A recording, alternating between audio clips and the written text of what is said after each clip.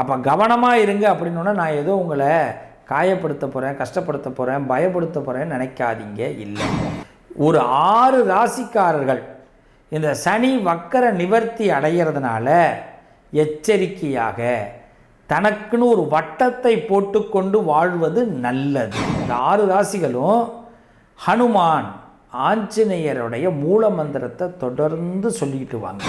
இந்த 6 ராசிக்காரர்கள் பார்த்திங்கன்னா சனியுடைய மகா மந்திரம், மூல மந்திரம், காயத்ரி மந்திரத்தை ஜபம் பண்ணுங்க. ஆன்மீக பரிகார நேயர்கள் அனைவருக்கும் அன்பான வணக்கங்கள். இன்னைக்கு நம்ம யாரை சந்திக்க வந்திருக்கோம் அப்படின்னு பாத்தீங்கன்னா டாக்டர் சிவஸ்ரீ மணிகண்ட சிவமையாவை தான் சந்திக்க வந்திருக்கோம். வணக்கம் ஐயா. வணக்கம்மா.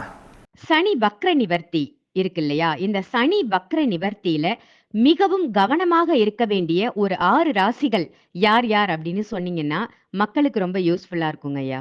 நிச்சயமா. நம்ம ஏற்கனவே அதிர்ஷ்டம் தரக்கூடிய 6 ராசிகள்னு நீங்கள் கேள்வி கேட்டிருந்தீங்க, அதுக்கு நான் பதில் சொல்லியிருந்தேன்.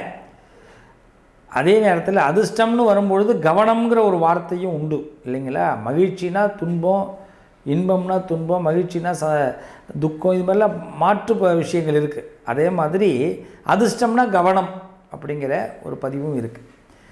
கவனம் அப்படின்னும் போது பயம் வரக்கூடாது. முதல்ல தெரிஞ்சுக்கிங்க. ஆஹா, கவனமாக இருக்க சொல்கிறார் இந்த 6 ராசியை, ஏதோ பிரச்சனையா அப்படிலாம் நினைக்கக்கூடாது. நம்ம பயம் இருக்கக்கூடாது. மனசில் பயம் இல்லாமல் இருந்ததுன்னா நம்மளுடைய நடையில் தொய்வு இருக்காது, நம்ம போகக்கூடிய வேகத்தில் தொய்வு இருக்காது, நம்ம வெற்றி பெற முடியும். அதே மனசில் பயம் வந்துருச்சுன்னா அதிர்ஷ்டமே வந்தாலும் யோகமே வந்தாலும் அது பலன் தராது.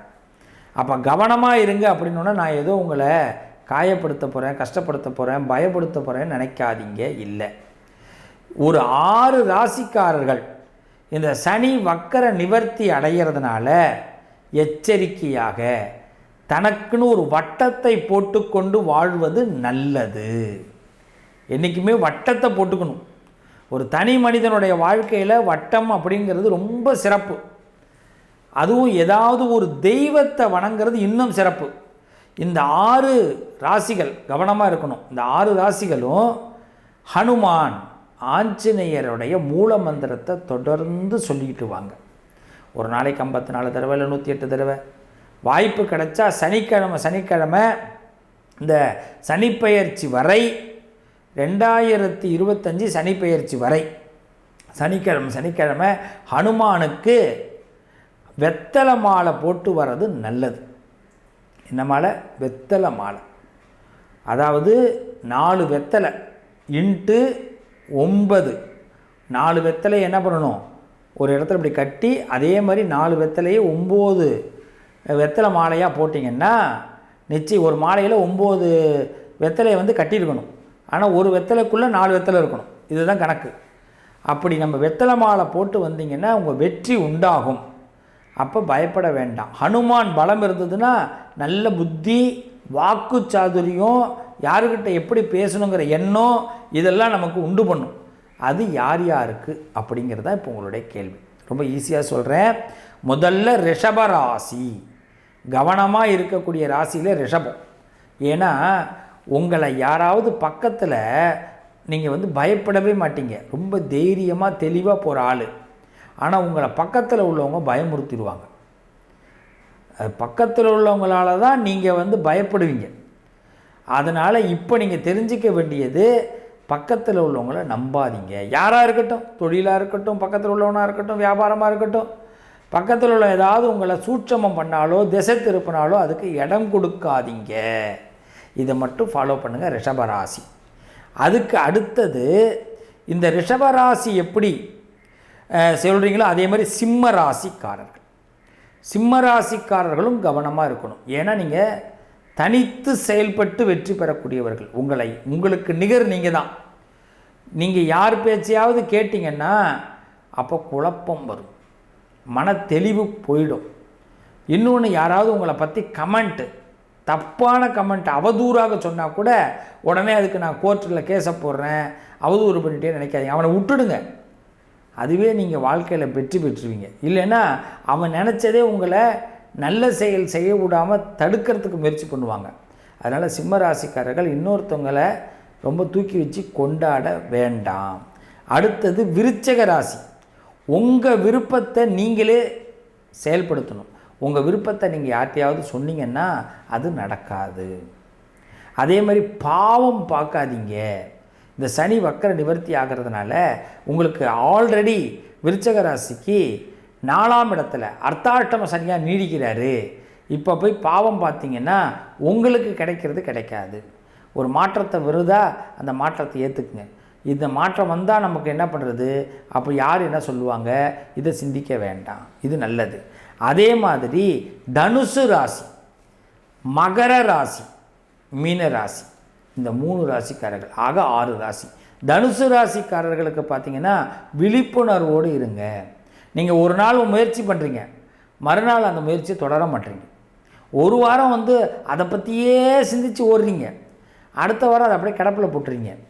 அதனால் நீங்கள் ஆசைகளை ஆரம்பித்து வச்சிங்க, கணக்கை போட்டு வச்சிங்க, அதை பல பேர் பார்த்துட்டு அவங்க கேப்சர் பண்ணிடுறாங்க, நீங்கள் ஃபெயிலியர் ஆகிறீங்க.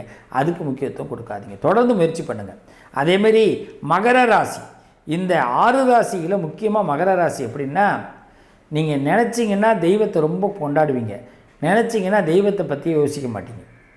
அடிக்கடி தனிமைக்கு போயிடுவீங்க, அடிக்கடி நம்மளுக்கு யாரும் இல்லையோன்னு ஃபீல் பண்ணிவிடுவீங்க. கடவுள் இருக்கார், உங்களுக்கு குலதெய்வம் இருக்குது, குருவாயூரப்பன் இருக்கான், நம்பணும். நீங்கள் கடவுளை நம்பி நீங்கள் போகணும்.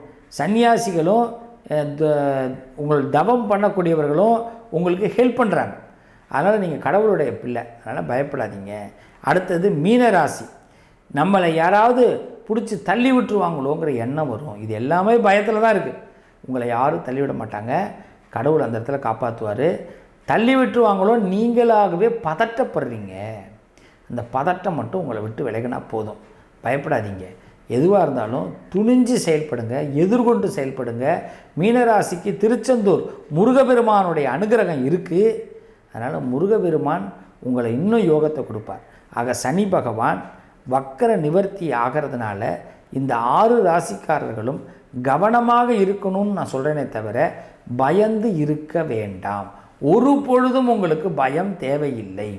இந்த 6 ராசிக்காரர்கள் பார்த்திங்கன்னா சனியுடைய மகா மந்திரம், மூல மந்திரம், காயத்ரி மந்திரத்தை ஜபம் பண்ணுங்க. இந்த 6 ராசிக்காரர்களும் ஒரு தடவை உங்கள் சனீஸ்வரன் கோவில் உங்கள் ஊரில் சிவாலயத்தில் இருப்பார். அந்த சனீஸ்வரனுக்கு நல்ல எள்ளு நல்லெண்ணெயில் தீபம் போட்டு நல்லெண்ணெய் அபிஷேகம் பண்ணி, அதே மாதிரி எள்ளு சாதம் சொல்லுவாங்க, அதை நிவேதியம் பண்ணி ஒரு 10 பேருக்கு அன்னதானம் பண்ணுங்கள். நிச்சயமாக சனீஸ்வரன் உங்களுக்கு அனுகிரகம் பண்ணுவார். இதை செஞ்சு முடிச்சுட்டு தினசரி விநாயகருக்கு ஒரு நெய் தீபமும், ஹனுமானுக்கு சனிக்கிழமை உங்கள் பேரில் ஒரு அர்ச்சனை பண்ணிட்டு வந்தீங்கன்னா இந்த ரிஷபராசி, சிம்ம ராசி, விருச்சக ராசி, தனுசு ராசி, மகர ராசி, மீன ராசிக்காரர்கள் எந்த குறையும் இல்லாமல் சிறப்பாக இருப்பீங்க. கவனம்ங்கிறதுனால பயந்து போயிடாதீங்க. உங்களை நீங்களே சேவ் பண்ணிக்கிறதுக்காகத்தான் இந்த வார்த்தையை நாங்கள் சொல்கிறோம்மா. இது மாதிரி இருந்தாலே போதுமா, கண்டிப்பாக நல்லா இருப்பாங்கம்மா. ஐயா, ரொம்ப சிறப்பா தெளிவா சனி வக்ர நிவர்த்தியில கவனமாக இருக்க வேண்டிய ராசிகள் யாரு அப்படின்னு ரொம்ப சூப்பரான பதிவா கொடுத்திருந்தீங்க. நன்றி, வாழ்த்துக்கள்மா.